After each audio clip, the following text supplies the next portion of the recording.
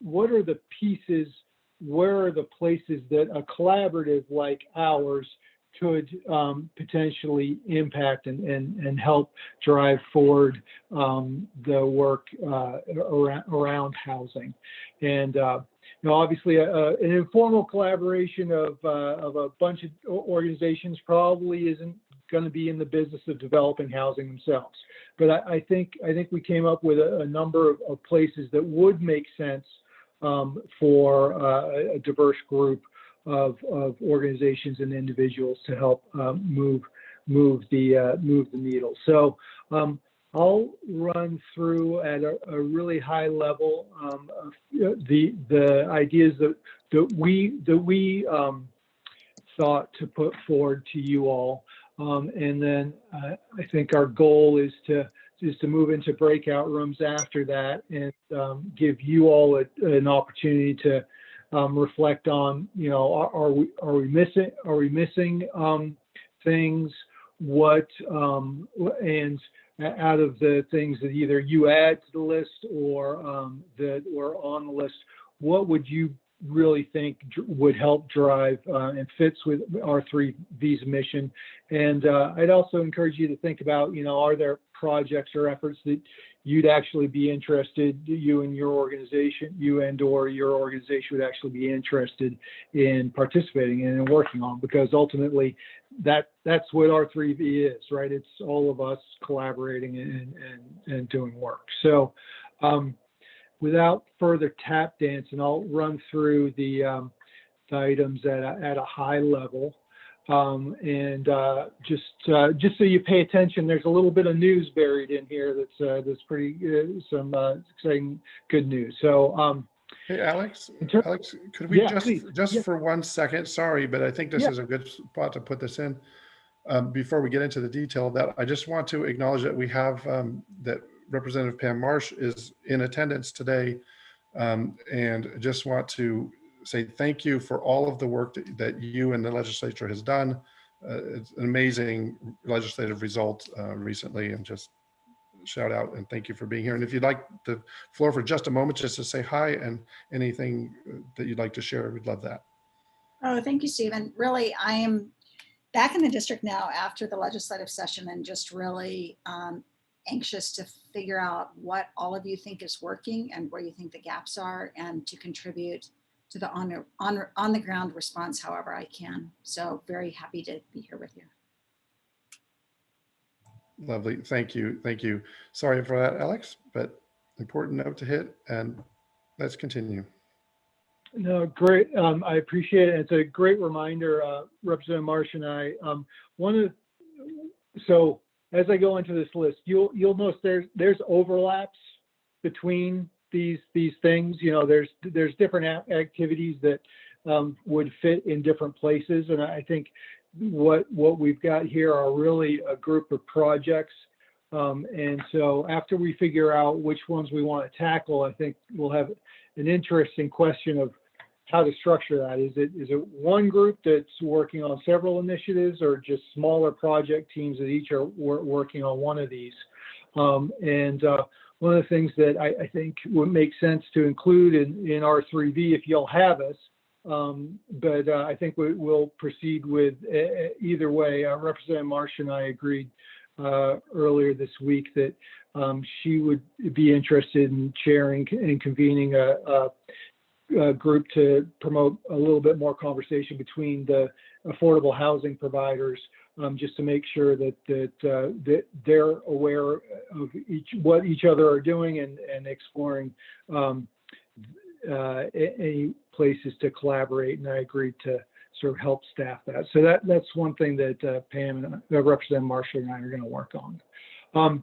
But in terms of things at R3V, and Representative Marsh joined us on Monday, and this was actually the first thing on the list, is something that she really put forward, and that is, it's the only item on the list that's related to intermediate housing, and that would be really either R3V or maybe matchmaking, R3V doing some matchmaking and connecting volunteer groups with the Fortify properties and the hotels that are being converted to efficiency apartments, and also the FEMA direct housing mission sites.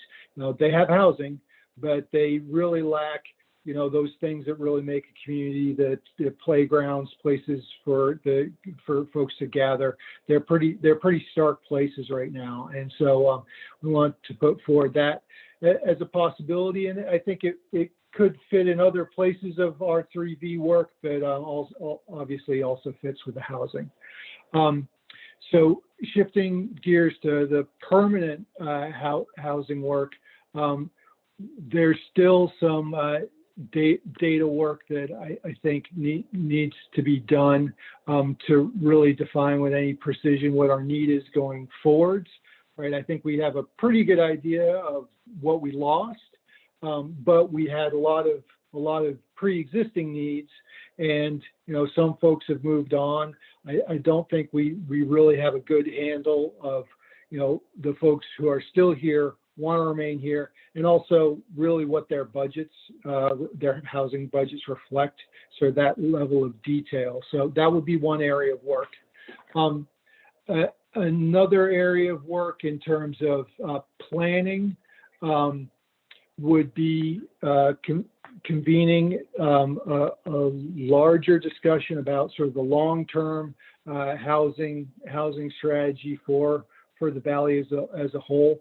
There are elements of that already in places. The community health improvement plan has identified that as a need, and several of the individual jurisdictions have housing production strategies. CCO, the Continuum of Care Organization has their strategic vision, but so I think I've said enough. So, but they're not necessarily agreed or collected. Another piece of doing regional convening, in addition to the nonprofit affordable housing development that I started with, is the workforce housing. And apologies for that shorthand. One that was shared with me today that I think I'm going to try to adopt is attainable housing. Right, many people who are in Capital A affordable housing work. So workforce housing includes a lot of different housing. When we talk about housing that's above 60 or 80% of area median income, we're talking about a product that we don't have as many tools to support. So I think we need to engage with our employers to work on that. Third possible area there is looking at and maybe expanding our just total development capacity. Oregon Housing and Community Services, their budget this biennium is almost $900 million. The last biennium is 350. The biennium before that, it was 120. So there is a massive new amount of subsidy coming through the pipeline in Oregon, and our sort of development capacity here in the Rogue Valley is basically sized for that smaller stream. So how do we work to either bring in additional development capacity or expand the capacity of the organizations that are already here? Land supply is one of the biggest constraints to all kinds of housing, and so it seems like a logical thing for a coalition to do would be to look at our own organizations and also reach out to other organizations and see if they are interested in putting land that they own into the system. And there are a lot of faith communities and churches around the country that have done more and more of that. So that would be another possible area of work. Prefab and modular acceptance is the shorthand I gave this, and this is a little bit of additional news even for the folks who got together on Monday. So the state has now committed to the purchase of 350 modular or prefabricated 1 or 2 bedroom units that will all be available and sort of being installed this fall. About half of 130, 140 of those will be a Jackson Housing Authority rental project. These modular units are stackable, so it'll be more of a multi-family kind of arrangement. Jackson Housing Authority will also be using about 40 of them in mobile park redevelopment and our mobile home redevelopment, and those could be for purchase. And then also a private developer. The state is assisting with the finance of a project that's going to be in Medford. All 350 of those, Tucker, are Jackson County. So half for Jackson, half will be through Jackson Housing Authority, and half through a developer who has a site in, I think, Southwest Medford. So rule for R3V there might be doing some similar work that we were talking about with the interim housing sites, right? How do we mobilize community activity to make sure that those sites are really attractive and help improve the acceptance rather than creating resistance in this community to that kind of product, because that product can be delivered a lot faster than stick-built homes. Another way that we might tackle that would be identifying resources for sort of the Build Back Better concept that we've been talking about, making sure that we're exploring all kinds of fire resilience and also energy efficiency and other other things that are values of R3B that wouldn't necessarily be in those projects. Wow, this list is, I apologize, this list is longer than we had hoped to present to you all, but so we really need your help to winnow it down. And so I'm really look forward to that. But community land trusts are a model that I think appeal to a lot of folks in that it divides the ownership of an individual home from the land that is under that home. And in that way, with affordable projects, affordable housing projects, it's a way to do them for sale, right? You can do an affordable for sale product, and it remains affordable to the next buyer as well, because you build that affordability of the land goes on to the next buyer. The appreciation of the home can be captured by that buyer, so there is the opportunity to grow wealth, but also that public investment in affordability gets paid forward to later occupants.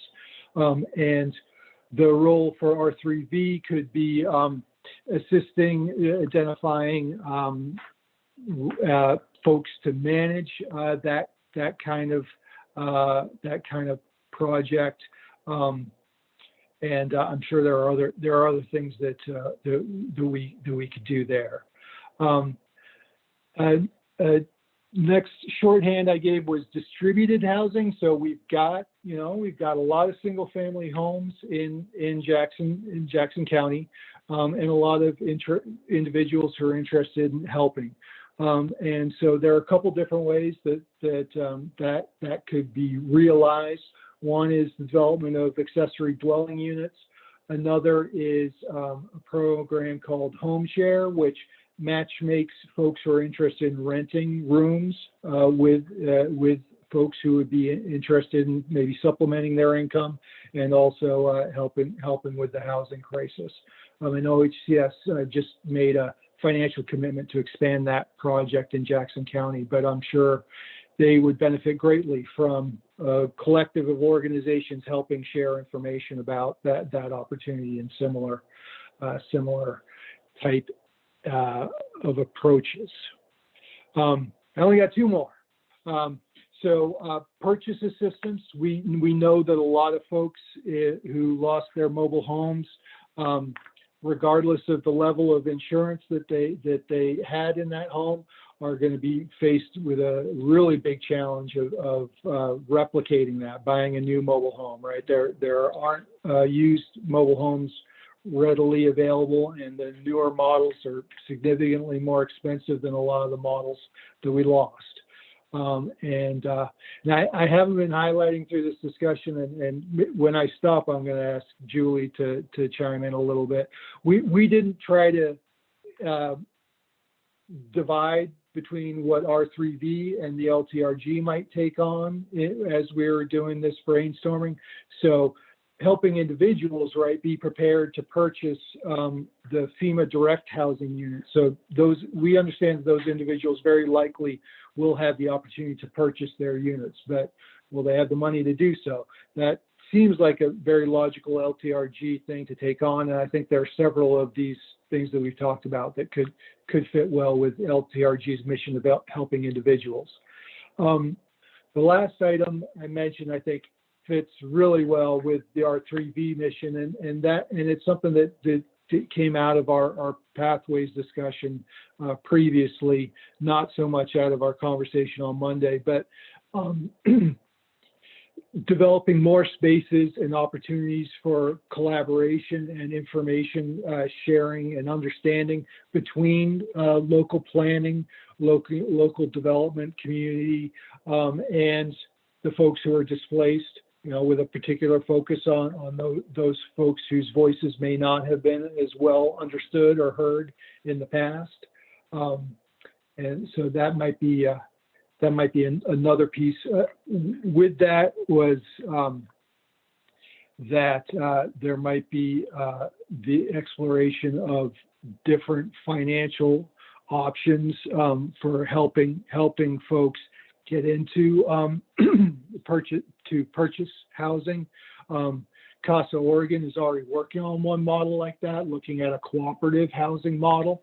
But there may be opportunities to help folks work collectively in other ways to make that transition from renting to benefiting from appreciation. Julie, I should turn it to you and let you chime in on what I missed and/or your perspective from the LTRG construction committee. Thanks, Alex. And I don't think you missed anything. I do want to let this group know that the intention is that we're going to bring this same kind of a list to the housing committee at the LTRG so that they can kind of winnow it down a little bit and see where the LTRG feels like can have the most impact, and then bring that not only back to the LTRG board, but then also sort of to this collective body. So I think we're trying to hit it from kind of both ends, and then really see what I think is most important, and Alex and Stephen kind of talked about, is who wants to step up to do what things. I think that's really the most important part, is not only wanting to get these things done, but who can put the time and energy and effort into it, and how do we fill those gaps if we don't have people. So thanks so much for putting this together, Alex. Right on. I'll answer a couple questions that were in the chat. So the 350 are all intended. So the state is committed to purchase of 350 at this point in time. I think there's the potential for additional purchases like this. They were in Idaho, two manufacturers in Idaho and one in Klamath Falls. All 350 of the initial purchase are going to Jackson County.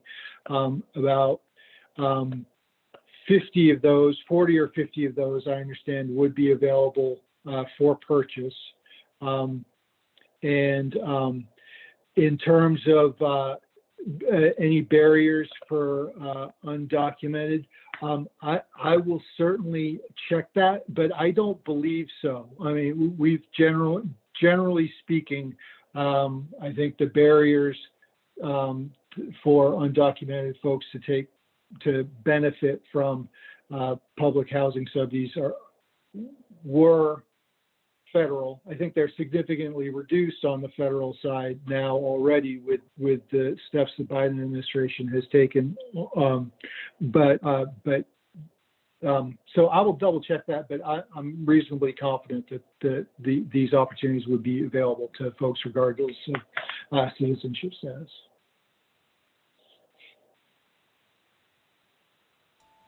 Are there any more questions about kind of what the ideas are on the table?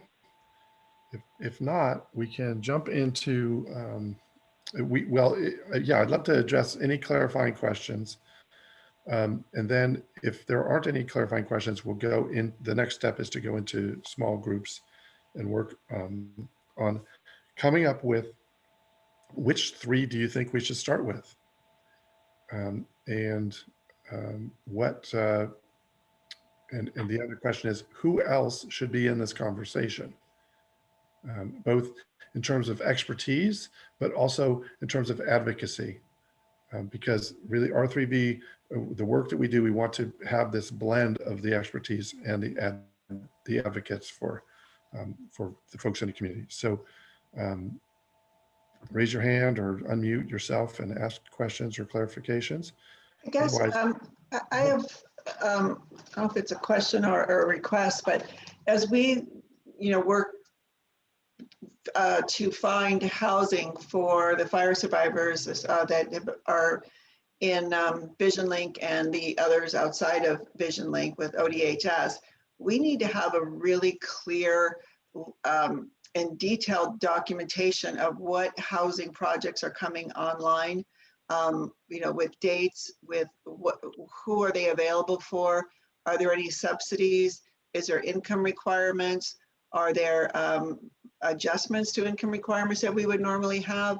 So we have a really clear idea of who's coming out, because we're going to be dealing with probably a couple thousand people coming to us through the disaster case managers that we'll be needing to collaborate with and have something to share with these fire survivors about what is coming online. Because right now it's pretty limited. I mean, to a handful of possibilities that we would have to be able to share with the fire survivors that will be joint case managing with the different service providers along with the disaster case managers.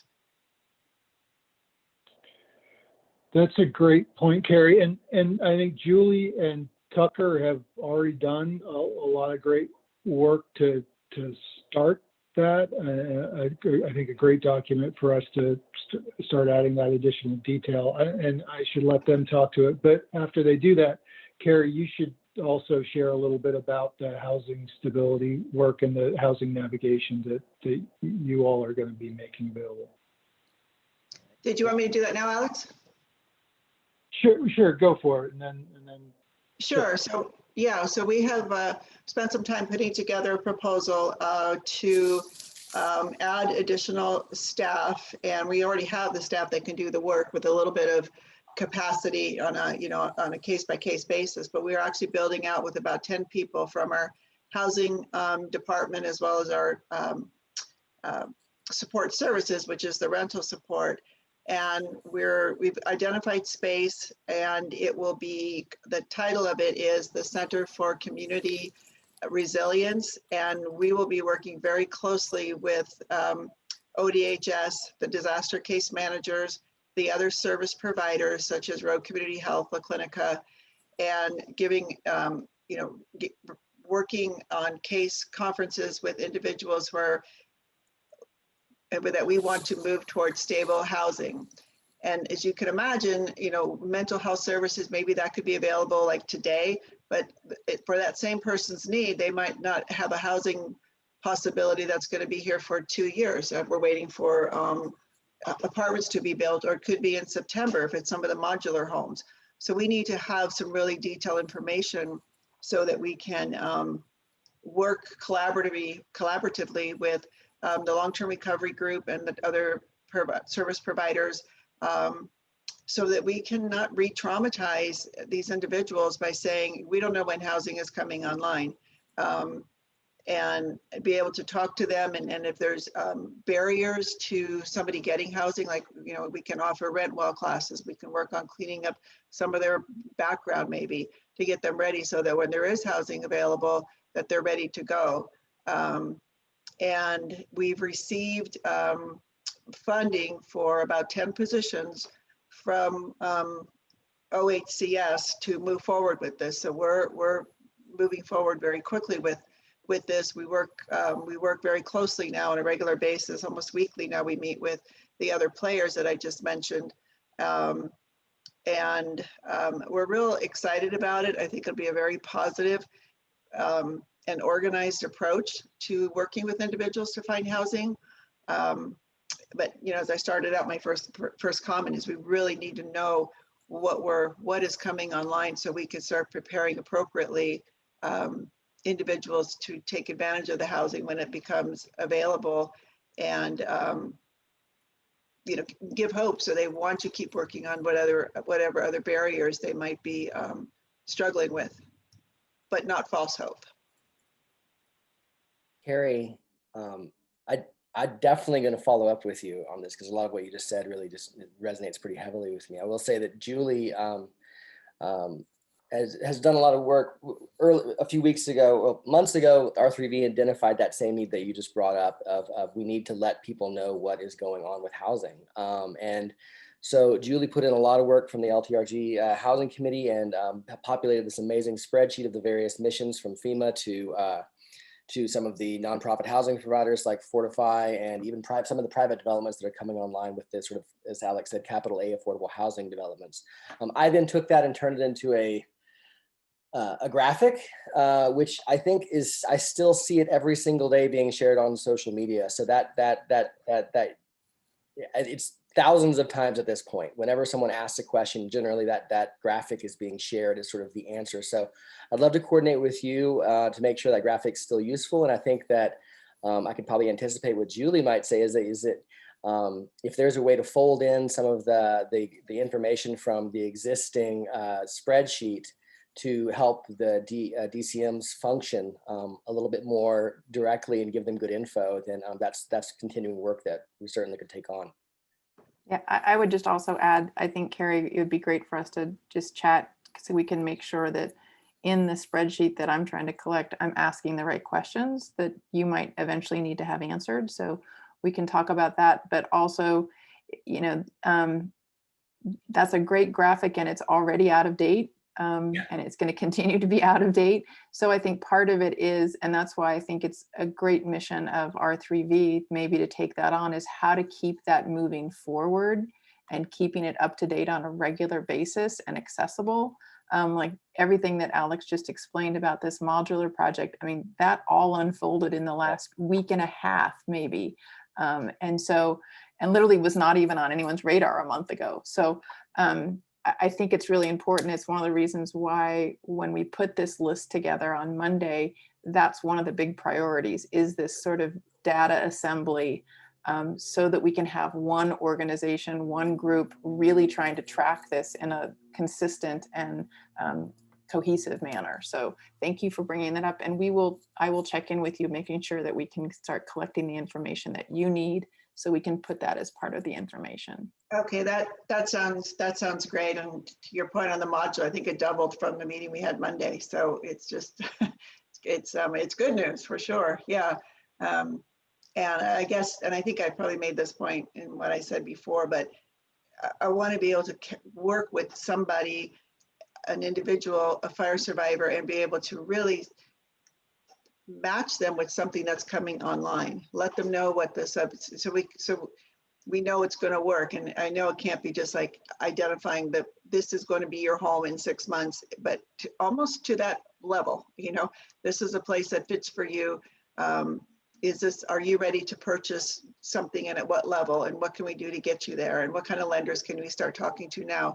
So really just person by person, family by family, you know, start targeting where they can go with each of these units that are coming online, whatever they are and what the preferences are of the person, and just really take that trauma-informed approach of you know, getting them on a path that they can sink their teeth into and believe in, and have it be real, and not just believe in, but have it be real. And then continue meeting with them on a regular basis. So they're just not getting, oh, we don't have housing right now, but in about 6 months, we're going to have it. And we'll talk then, but to just keep them engaged in that process of when the right place for them is going to be coming available, and get them as prepared as possible. So I think I've made my point on that. So thanks for taking the time. Stephen, about just to return to the original thing about the breakout groups. I know that in the last steering committee meeting, we kind of talked about maybe some sort of simplified ranking system to make the breakout groups. We're asking for 3 projects, sort of everybody's top 3. Do we have something that you want to have at the end of the breakout groups? Yeah, so yeah, thanks, Tucker, for the segue there. And that was a great conversation, Carrie. Thank you for bringing that up. It makes it all very real, and that's exactly what we want to do here, is to be able to get to the place where we can have the clarity and the capacity, right, to get those people with a clear path forward into a home. So the next thing that we wanted to do was, as Tucker is mentioning, get into a conversation around the list that Alex has put together. Plus, I think we need to have this one place where there's a list of all the housing options, whether it's for a DCM or some other community organization who's working with fire affected folks to really have one resource. So I think we should add that to our list of things that we can prioritize. And so the goal will be we'll break into a couple of or a few different rooms. And what I'll do is I will let's see, we have 26 people. I think we're going to add, we'll have probably 4 rooms for folks to talk about housing. And we're going to do one additional room that will be for people who are really interested in that one question around how do we bring some community amenities and sense of life and joy a little bit back into some of the temporary housing situations that are currently going, the hotels and some of the other properties. There's a real energy on that. And so there's a group that, you're welcome to go into that group, or if you have a housing focus, let's stay in the housing working group. So what we'll do is I will start up these working groups. You'll be able to choose which one you go into. It'll take me just a second to set this up. And then we'll come back, let's see, we'll come back at 4:30, okay, to kind of talk about what we're doing. And the simplified method, Tucker, is going to be in each room, please first choose a scribe and center your conversations around 2 questions. One is, what are the 3 things that we think we should start with? And the second question is, who else should be in this conversation? So that the conversation is inclusive and equitable and brings together that really good mix of expertise and advocacy for community needs. Okay, does that sound clear? Tucker, is that clear for you? Yes, it is. It is clear. I wish that I could be in both the community projects and one of the housing things. I'm trying to figure. I'm trying to figure out which one I should go to. But yes. Great. And we have meetings like this every 2 weeks. And this community. The other thing is, if your group has some energy in it, like the community, we think that the community group will probably have that today. Please let me know who is in your group and who wants to attend the next meeting, and I will work to facilitate a meeting between, in the next week or so we can build some momentum coming out of this meeting. And the same in housing.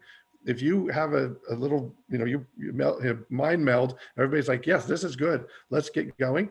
I'm happy to, R3V is happy to step in and help you facilitate that further conversation, and we'll get into looking at action. And I just want to note on that Karen Wheeler is saying that, as soon as we get a resource list, it's out of date. Yes, true. And what we're working to do, not only for housing, but at other resources as well, is to have one spreadsheet that is the best version of true today that we can have, that then we'll be able to feed out into a variety of people's websites. So as a community, we have one place that we're all working and feeding in a number change or an update to a qualification or whatever, and we have one place. So we are working towards a solution so that it's online and it's real time. So yeah, I've seen community members pick up something 8 months later and be incredibly frustrated that it's not updated. And I know that there's sort of like some wheeling and dealing that happens behind the scenes. Like we're able to move housing in a way that community isn't. And so I just want to be mindful that there may be two channels, one that's public facing and one that's more behind the scenes. So, okay. I got to go get someone a gas card. Talk to you guys later. Thank you.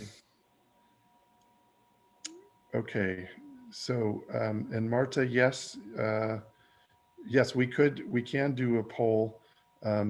If that, let's save that for the discussion afterwards. If that seems like there's still, need for more input, then we can do that for sure. So let me set up these breakout rooms real quickly, and we'll do that. Let's see. Well, while Stephen's doing that, I dropped in the chat. I'll put in a link again to that document that I emailed, but also added in a couple pieces that I was missing from the agenda, so you could reference that and refresh yourselves on what pieces and what to call them, I guess, for a shorthand, so we understand each other when we're reporting back. It also have the ability to comment in that document too. So if there are refinements to the ideas that you want to capture there, or if there are people that are, as Stephen mentioned, that are not yet included in our discussions, that really should be included, specific to a particular project there. If you wanted to capture that in a comment in that document, that would be another way that we could record it. Okay, great. Let's see. All right, so I'm going to, I think you will be able to all choose your own rooms. And let's see if let's see how I can do this.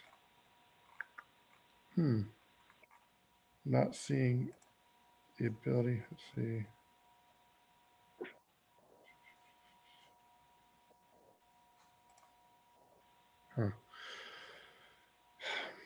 Sorry, just one moment. So I'm going to need to just assign you. So if you would put your name in the chat, if you'd like to be in the community room, I will put you there, and everybody else I'll split up just into the housing rooms.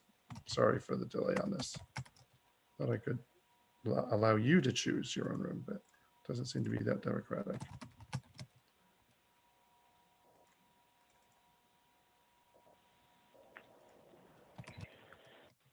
Thanks, Kim, for your comment in that document. I guess another thing that we should mention and probably mail out with our notes is the culmination of a huge amount of work of Kim Travis and others is available now, and that's the state housing recovery plan that a number of these concepts we pulled from.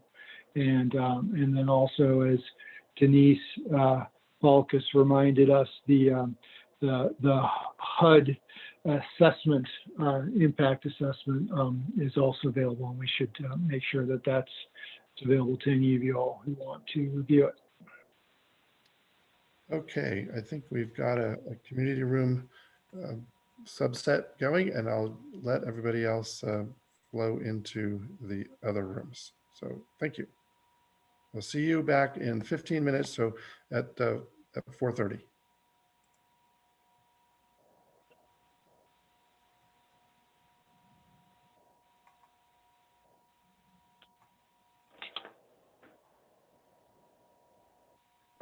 Hello. There it is. Not in. Didn't get my invite. Let's see. Yeah, I'm sorry. I'm having to sort people manually into various rooms. So I'm doing that now.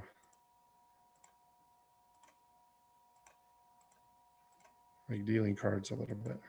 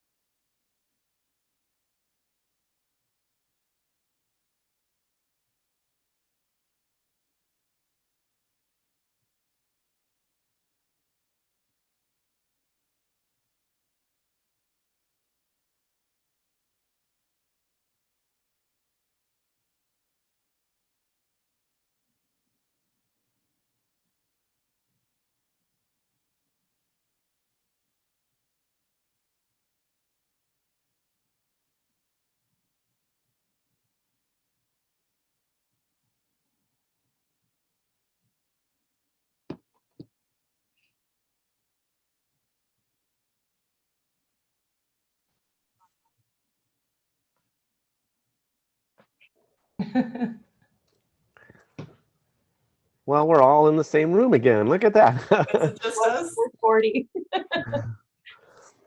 Hello, Pam.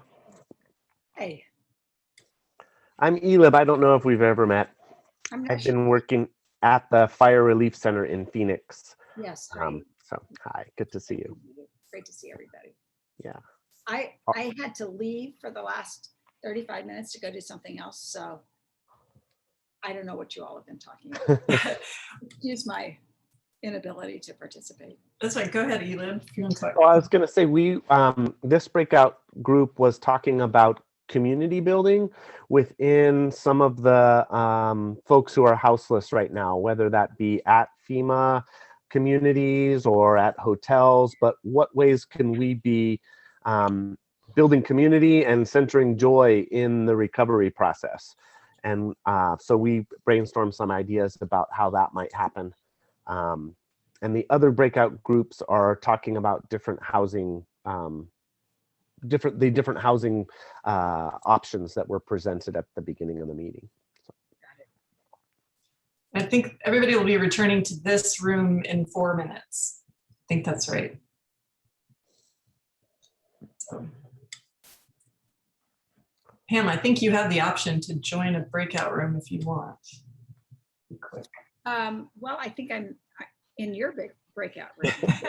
Well, you are now, yes. But we're in the main room. We came back because we thought we were supposed to come back at 4:30. So, well, I'm happy. I'm just going to hang out in this room with all of you. You look right on. Okay, great. What are your ideas for fun things for fire affected well, people? I think the first thing I would say is I just think this is essential for us to do. We have to look to the long term, but we also really have to acknowledge that some people are going to be settling in for months or years into transitional housing, and we have to make it as good as it can be for people. And we also need to do that for the people who are there. We also need to do that to entice people who are living on the edges of our community, still unknown to us, to feel safe enough to come out and maybe join one of those communities. So I'm so glad that we are having this conversation. I just think it is essential. So that's the only thing I have to say is really validating the effort. I think it is possible to take places that are not the places we would choose to be in for a year or two, and still bring the services to the site that make it start to feel, I think Tucker said in the notes much earlier, feel like home. Mm-hmm. Yeah, I think centering it around kids is huge too, right? Just can't imagine not to belabor the point, but yeah, went into the Commons, for an hour and a half visiting a zone captain there. She was talking about, how a couple people had OD'd, one of them died. She wasn't sure if the other one died. And there was like some dealing going on in the corner. People are in and out 2, 3 in the morning and then sneak around the corner. And I was just like, this is no place for kids to be, right? And however we can make that feel like an inclusive neighborhood that's not like, and there are just people just sitting outside their doors, just watching the whole kind of whatever, the square, right?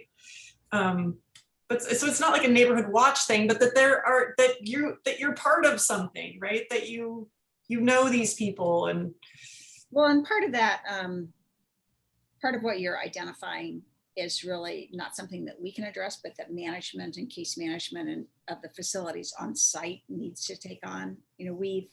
Right now the facilities are being contracted for housing, but we don't have an entity that's there that's really making rules and making sure they're enforced and bringing structure and organization. And when we have that, then the door will be open for very much more. I mean, it has to be a safe place. There's some basic things there that are not within our ability to affect, but must be affected. Is that management coming? Yes. Oh, great. Okay. I'm hopeful it is. That we've been advocating for, let me say, months on this subject, but I think there may be some resolution to it this week. Oh, great. Yeah, so we should be in contact with whoever those people end up being, right? And coordinate with them. Great. Okay. We're hopefully we have a bunch more people joining now, and we'll come back to our and discuss what we learned in our conversations. So why don't we start with the community group, and then we'll kind of round out with housing, because that's where we'll end in a conversation around that. So do you have what you talked about in your group, community group?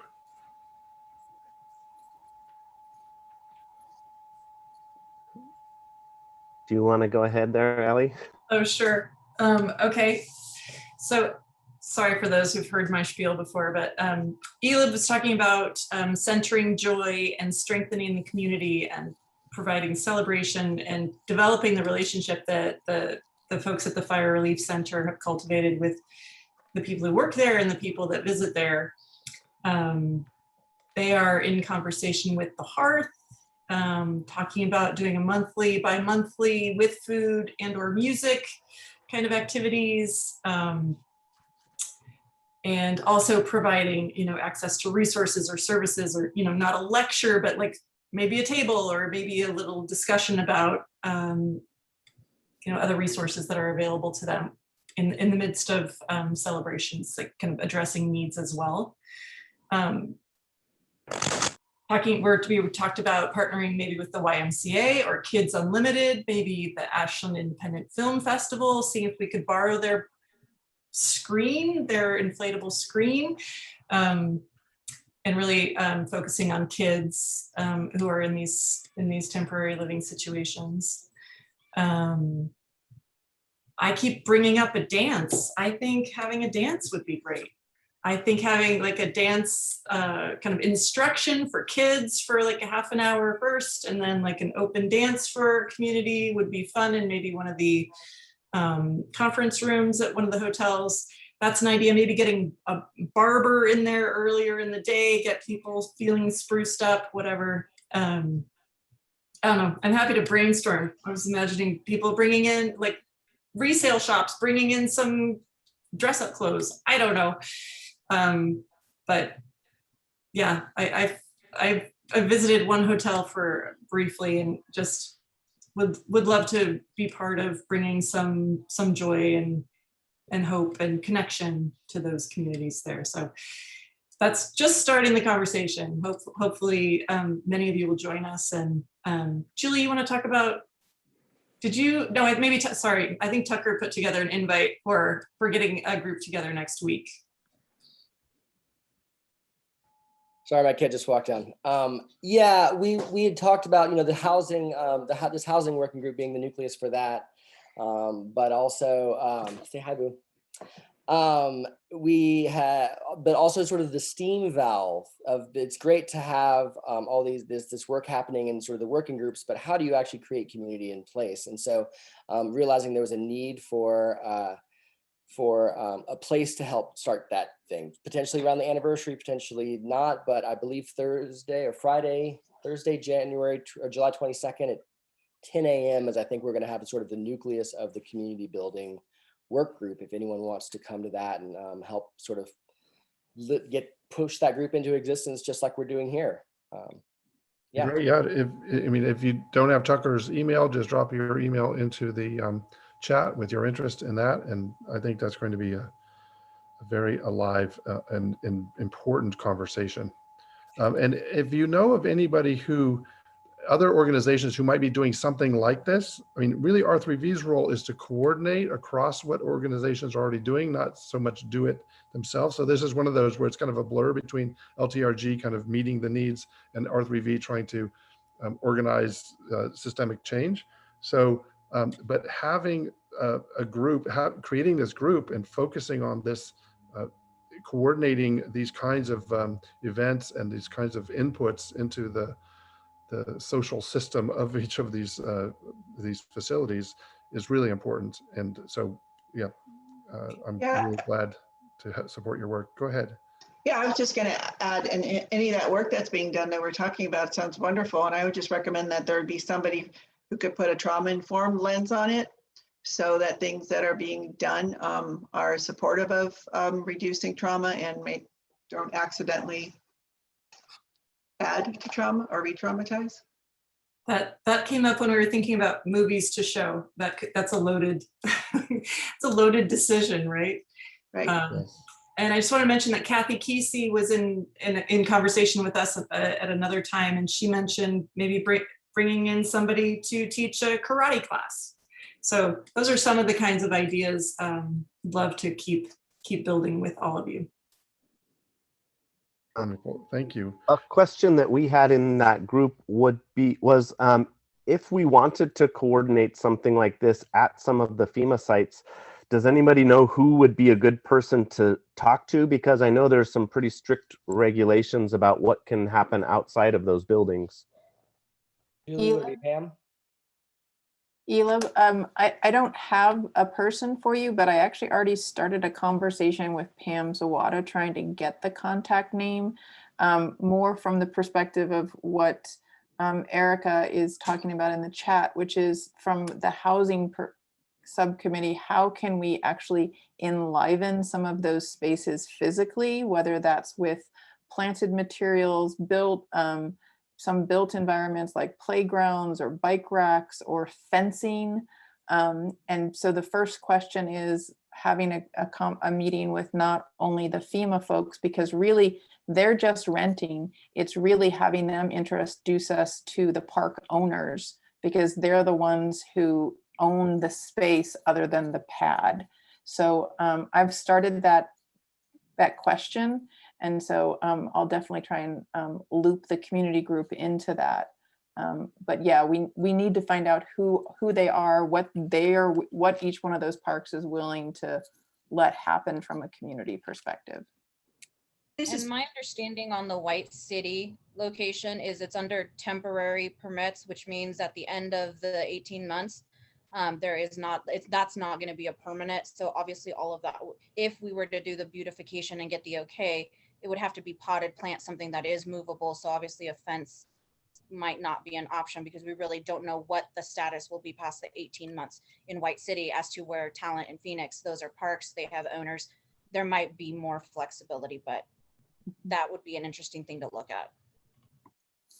Yeah, we were talking last night. Originally, we had an idea of doing the planted horse trough, sort of the metal horse trough things on pallets that were forkliftable, so that we could do those kinds of things around the burn scar. So we actually create a whole logistical model and costed out everything from the soil, which we're hoping to get from like hemp growers, et cetera, and then made a list of all the nurseries to contact to kind of get that moving. And then one of the zone captains last night is a master gardener, as I mentioned in the chat, and she was like couldn't hold her back. She's like, if we plant now, those people could pull out squash by fall. And we're like, yeah, I know, but everything's going really slow. So let's look at, sort of like pollinator plants and whatnot. So there's a lot of energy towards the idea of doing, modular gardens, I guess, that can be forklifted out and loaded up and given away at later iterations. Okay. This is Pam. I just wanted to add a quick comment there. I also reached out to FEMA. We're all heading. I'm so glad to be in these meetings, because now we can coordinate our efforts and not duplicate them. And also learned that FEMA is saying they don't have any rules against these things, but they can't do them themselves. It's really up to the park owner. But the other part I want to inject in here, which I know you all would be thinking about as well, is the need as we approach these places to engage the residents to drive what is actually wanted and needed at a site. And that's, that's a little complicated to figure out how to do that. But I do think that that will have to be a part of this. And that might fall really well into the zone captain responsibilities. Exactly. That's great. I want to create a little opening in case Denise Belkis, who's from FEMA, has anything to add to this, or are we on the right track here, Denise? I think you're on the right track, and you're talking to the right people like Pam and others who can let you know sort of the lay of the land. And no, I think everybody's comments are, you're heading in the right direction. You want to make sure when you're dreaming, we want to dream, but we also want to make sure we have sort of an operational side to that dream about how can we get that done. And I sense what that's going on. Excellent. Excellent. Well, thank you. It sounds like it was a very lively conversation, lots of creative ideas.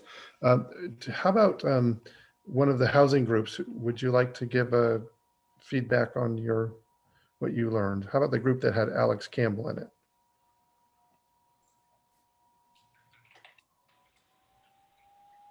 Hey, yeah, we pretty quickly came to a consensus about around three areas of work. One was working on the land supply and reaching out to get more organizations and institutions involved in looking at how they might be able to contribute.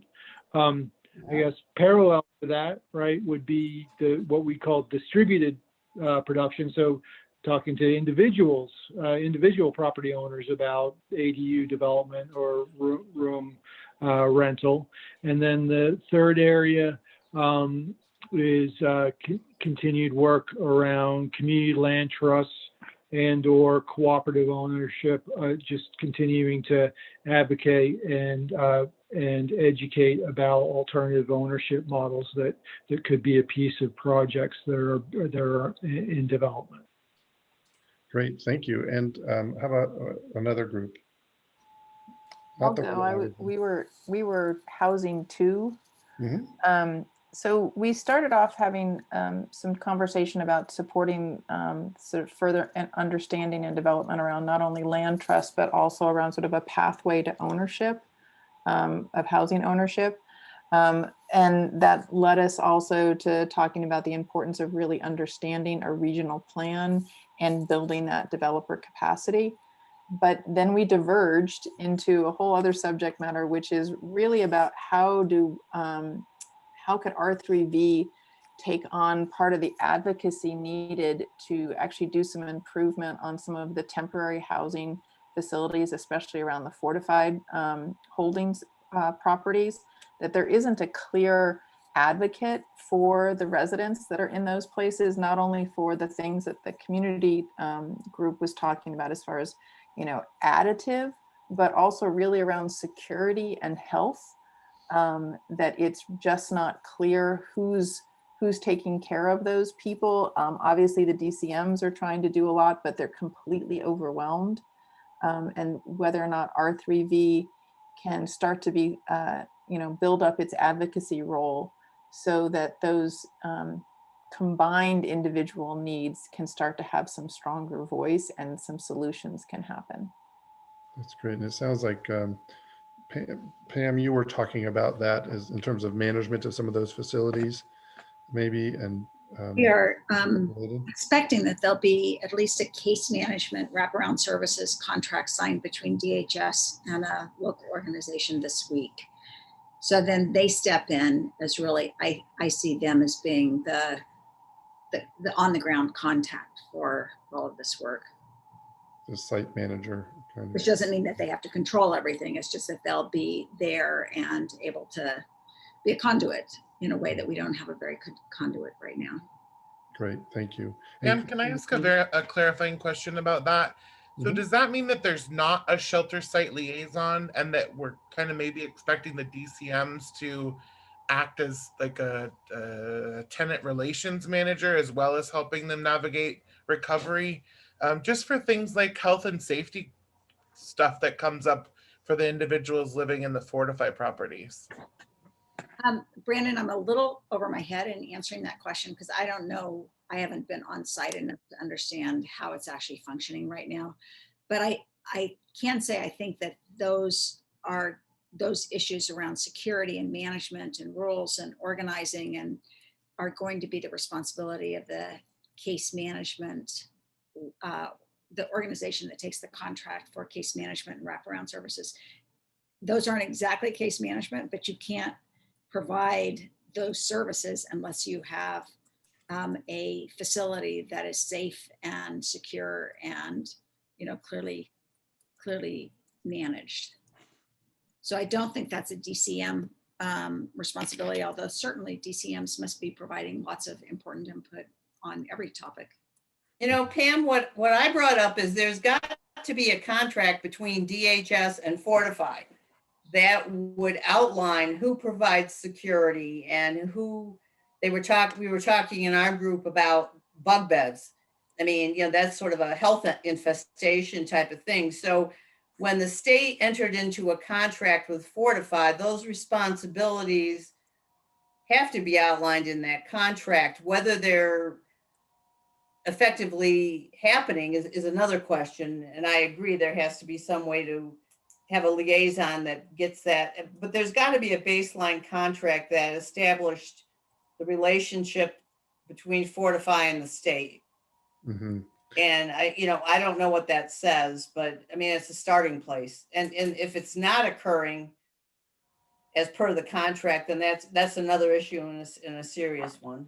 Absolutely. So I want to just call out that we have about 4 minutes left, and we have a question from Lucy, and we still need to hear from one more group. So let's handle Lucy's questions quickly, and then we'll move on to Christina Kruger. So my question would be, Pam, is the case management wraparound service a complete separate contract from the one through St. Vincent for the DCMs? So additional staffing beyond the one with St. Vincent and their disaster case managers? Okay. And additional management. But again, I don't want to, so yes, that's in progress. That has to be completed soon. And then I think we'll start to see a structure that we can actually start to hang things on and understand. Okay, thank you. Great. Okay, thank you for all of that. Great clarification. And then Christina Kruger. Hi, so I would say that we were mostly in consensus around land supply being obviously kind of a linchpin item there. And then next we were talking about underrepresented communities. We want to make sure that no one is left behind. It's incredibly important. And then the third key item was purchase assistance, kind of filling those gaps to make sure that there was an understanding through the lens of underrepresented communities. So folks that don't traditionally know what the pathways are, developing pathways for people to understand how they could reach purchase assistance to become potentially homeowners. Obviously, there was a more extensive conversation around the modular concepts themselves. We absolutely want to keep a lens on, resilience and climate impacts, and then also a community focus around the modular project design, making sure that we hold to the idea that there is a certain amount of attractiveness that we want to have kind of built into it, where people can basically see themselves as something that they want to be a part of and they want to support in the community. So I think that was most of it. That's great. Yeah, and just I think, making the modular project a real showpiece so that it can create modular as a real possible solution going forward, not only in our community, but in others. And that this is a real opportunity to do that. And Gary brought up a really important point, is that the definition of housing that is of quality that we want to move people back into needs to include the ideas of energy efficiency just for low cost operation, but also climate impact and resilience to, pretty much inevitable now climate impacts. So that we kind of define housing in a new way going forward. It's not just replacing what was there before.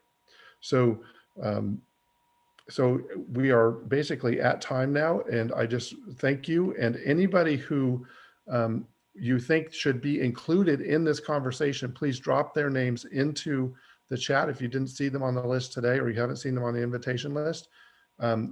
We want to always be bringing in the right people, the people who really know, both expertise and advocacy wise, into our conversation. So you can either email me or any of the steering committee folks.